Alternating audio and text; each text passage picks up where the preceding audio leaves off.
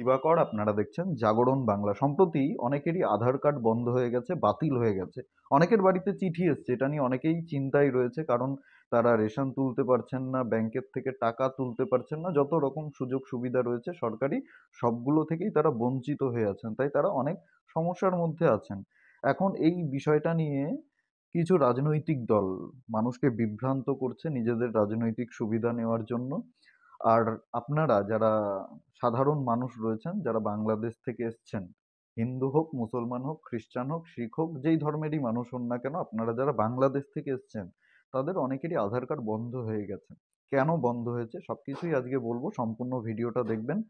আসলে আপনারা অনেকেই মনে করেন যে আমরা খুব বড় শেয়ানা, আমরা বাংলাদেশ থেকে এসেছি, এখানে কোনো একজন লোকাল নেতার হাতে পায়ে ধরে তার থেকে পঞ্চায়েতের স্থায়ী নাগরিক সার্টিফিকেট নিয়ে আধার কার্ড তৈরি করে ফেলেছি, আধার কার্ড তৈরি করেছি দালাল ধরে। আমাদের কিচ্ছু হবে না, আমরা নাগরিক হয়ে গেছি, আমরা ভোটার কার্ড পেয়ে গেছি, আমরা প্যান কার্ড পেয়ে গেছি, আমরা নাগরিক। আমাদের কোনো গতিবিধির ওপরে সরকার কোনো রকম নজর রাখছে না। যারা এটা মনে করছেন তারা মূর্খের স্বর্গে বাস করছেন। আমি আবার বলছি, যারা এরকম মনে করছেন, এখনো করেন, তারা মূর্খের স্বর্গে বাস করছেন, যে আমাদের গতিবিধির ওপরে সরকারের কোনো নজর নেই। ভারতের মতো একটা শক্তিধর রাষ্ট্রের সরকার বসে বসে ঘাস ছিঁড়ছে, আমরা সবাই শিয়ানা আর সরকার বোকাচন্দ্র, এটা অনেকেই মনে করেন।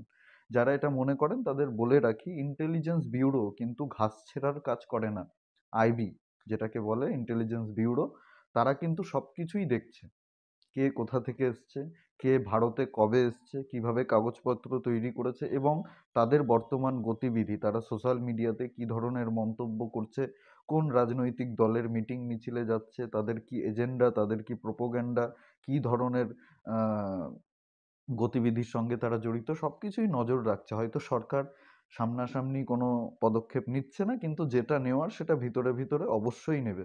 আপনারা নিশ্চিন্ত থাকতে পারেন, যারা বাংলাদেশ থেকে এসে অবৈধভাবে ভারতে ঢুকেছেন, হিন্দু হোক, মুসলমান হোক, শিখ হোক, খ্রিস্টান হোক, বৌদ্ধ হোক, যেই ধর্মেরই মানুষ হন না কেন, আপনারা যদি অবৈধভাবে বাংলাদেশ থেকে ভারতে আসেন, আপনাদের যদি কোনো রকম কাগজপত্র না থাকে, জমির দলিল, স্কুল সার্টিফিকেট, বার্থ সার্টিফিকেট, যেগুলো দরকার হয়, সেই সাপোর্টিং ডকুমেন্ট যদি আপনাদের না থাকে, তাহলে আপনাদের আধার কার্ড বাতিল হবে। আর এই আধার কার্ড খুলতে গেলে আপনাদেরকে সেই সমস্ত ডকুমেন্ট নিয়ে আধার অফিসে যেতে হবে, এবং সেগুলো সাবমিট করে আধার কার্ড পুনরায় চালু করতে হবে। আর যাদের কোনো রকম ডকুমেন্ট নেই, তাদের আধার কার্ড কেউ খুলে দিতে পারবে না। আপনারা মমতা বন্দ্যোপাধ্যায়ের লেজ ধরে ঝুলে থাকুন, অভিষেক বন্দ্যোপাধ্যায়ের লেজ ধরে ঝুলে থাকুন, এই মমতাবালা ঠাকুরের লেজ ধরে ঝুলে থাকুন, কেউ কিছু করতে পারবে না। যেসব মতুয়ারা ভাবছেন আমরা খুব শেয়ানা, মমতাবালা ঠাকুরের লেজ ধরে তৃণমূল করছেন, হ্যাঁ, লাফালাফি করছেন, ক্যামেরার সামনে এসে বলছেন এই আধার কার্ড বাতিল হওয়া নিয়ে কেন্দ্রের সরকারকে আক্রমণ করছেন, বাজে বাজে মন্তব্য করছেন, অথচ আপনাদের কাগজপত্র কিছুই নেই সঠিকভাবে, আপনারা আরো বড় বিপদে পড়তে চলেছেন। আমি পরিষ্কারভাবেই বলে দিই, আপনাদেরকে কেউ বাঁচাতে পারবে না, কেউ না, কারোর ক্ষমতা নেই। ভারতবর্ষের সরকার এতটা দুর্বল হয়নি, আমাদের রাষ্ট্র এতটা দুর্বল হয়নি যে কেউ এসে যা কিছু করবে। ওখান থেকে, বাংলাদেশ থেকে তাড়া খেয়ে ভারতে এসে, মুসলমানদের লাথি খেয়ে ভারতে এসে আপনি এখানে কমিউনিস্ট হয়ে যাবেন, আপনি সিপিএম করবেন, আপনি তৃণমূল করবেন, আমরা সবাই নাগরিক বলে মিছিল করবেন, ভারতের সম্পত্তি নষ্ট করবেন, ভাঙচুর করবেন, হ্যাঁ, এইগুলো যদি করেন, যা খুশি তাই সোশ্যাল মিডিয়াতে মন্তব্য করবেন, এগুলো যদি করেন, তাহলে আপনাদের আরো বড় বিপদে পড়তে হবে। এখন আপনাদের একটাই উপায়, যারা কোনো রকম কাগজপত্র তৈরি করতে পারেননি বা ছিল না, যারা সত্যি বাংলাদেশ থেকে পালিয়ে এসছেন, বিপদে পড়েই পালিয়ে এসছেন, সেটা আমরা সবাই জানি, এবং কেন্দ্রের সরকারও এটা স্বীকার করেছে যে বাংলাদেশ, পাকিস্তান, আফগানিস্তান থেকে মুসলমান ছাড়া যে সকল ধর্মের মানুষরা ধর্মীয় কারণে ভারতে এসছে, তাদের সবাইকে নাগরিকত্ব দেবে। এবং সেই জন্যই এত লড়াই করে, এত সংঘর্ষ করে সিএএ আইনটা তৈরি করা হয়েছে, নাগরিকত্ব দেওয়ার আইন।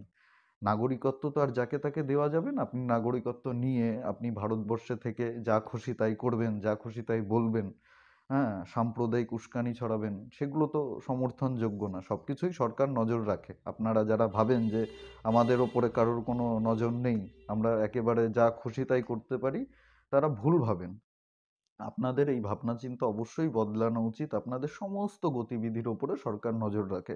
আপনি ইন্টারনেটে কি সার্চ করছেন, কোন ধরনের বিষয়গুলো নিয়ে আপনি কথা বলছেন, সবকিছুই মানে সরকার নজর রাখছে। আপনি মনে করেন যে আপনি যেটা করছেন সেটা কেউ জানতে পারছে না। তো এটা করে আপনারা আপনাদের বিপদ আরো বেশি করে ডেকে আনবেন।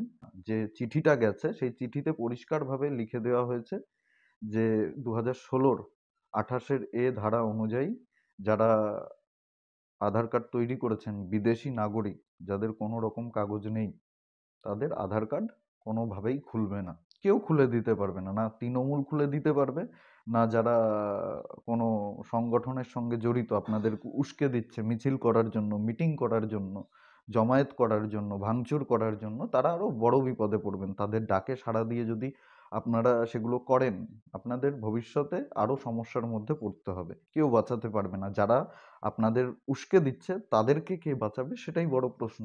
তাদেরকেও কেউ বাঁচাতে পারবে না। তাই কারোর কথাতে প্রভাবিত না হয়ে কোনো রাজনৈতিক দলের উস্কানিতে লাফালাফি না করে আপনারা ধৈর্য ধরে থাকুন।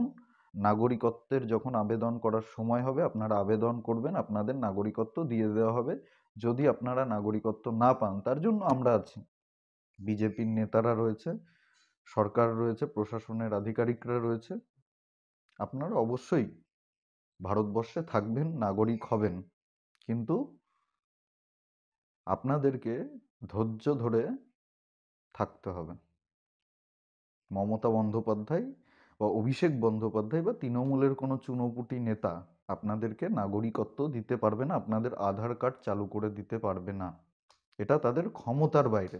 ভিডিওটি প্রচুর পরিমাণে শেয়ার করবেন, লাইক করবেন, কমেন্ট করে অবশ্যই আপনাদের মূল্যবান মতামত জানাবেন। আর জাগরণ বাংলা ইউটিউব চ্যানেলে নতুন হলে অবশ্যই চ্যানেলটি সাবস্ক্রাইব করে আমাদের পাশে থাকবেন, পাশের বেল আইকনটি প্রেস করে দেবেন। আমাদের প্রতিটি ভিডিওর নোটিফিকেশন আপনার কাছে সবার আগে পৌঁছে যাবে। সবাই খুব ভালো থাকবেন, সুস্থ থাকবেন, আশেপাশে সবার খেয়াল রাখবেন। জয় হিন্দ, বন্দে মাতরম, ভারত মাতা কি জয়।